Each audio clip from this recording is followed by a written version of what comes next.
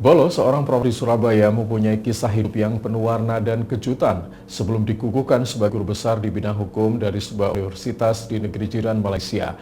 Masa mudanya, dia hanyalah seorang penjual goreng dan sempat menjadi loper koran keliling kampung di Surabaya. Berikut liputannya.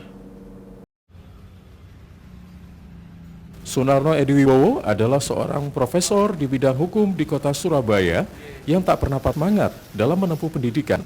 Meski di masa mudanya dulu dari latar belakang keluarga yang tidak mampu. Lelaki yang akrab disapa Bowo ini akhirnya bisa meraih capaian tingkatan gelar akademis tertinggi, yakni Profesor Hukum, yang belum lama ini dikukuhkan oleh University International Malaysia. Capaian tertinggi di bidang akademis ini diakui lelaki berusia 50 tahun ini tak semudah membalikkan tangan. Dia harus berjuang keras untuk menyelesaikan pendidikan tahap demi tahap, mulai dari sarjana strata 1, gelar doktor hingga profesor. Di usia mudanya, Sunarno Ediwibowo hidup jauh dari tamapan. Ayahnya seorang sopir ambulans di sebuah rumah sakit di Surabaya, sedangkan ibunya buruh cuci pakaian.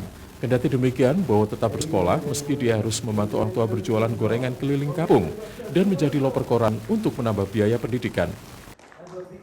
Punya saudara 10, bapak saya seorang sopir, ibu saya seorang cuci, ya cuci di Rumah Sakit Dostomo. Nah kemudian kalau sudah begitu berarti anak 10 berarti semua ini harus bertanggung jawab atas sekolahnya. Namun demikian ya akhirnya untuk mencapai suatu pendidikan tidak lain saya jualan jemblem, jualan roti goreng, jualan telo goreng dan sebagainya. Mencapai suatu hal yang tertinggi atau gelar tertinggi, maka saya sekolah sambil kerja, tapi itu adalah masa lalu.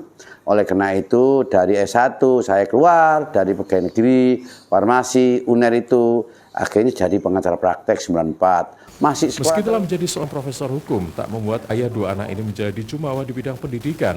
Selain menjadi dosen hukum di sejumlah kampus di Surabaya, dia juga seorang advokat. Ia menghimbau kepada anak-anak yang mampu dari sisi ekonomi untuk tidak patah semangat dalam menempuh pendidikan. Dia berharap agar mereka terus belajar hingga jenjang pendidikan tinggi karena dinilai penting dalam kehidupan seseorang dan masyarakat umum. Dari Surabaya, Eko Widodo, Arek TV melaporkan.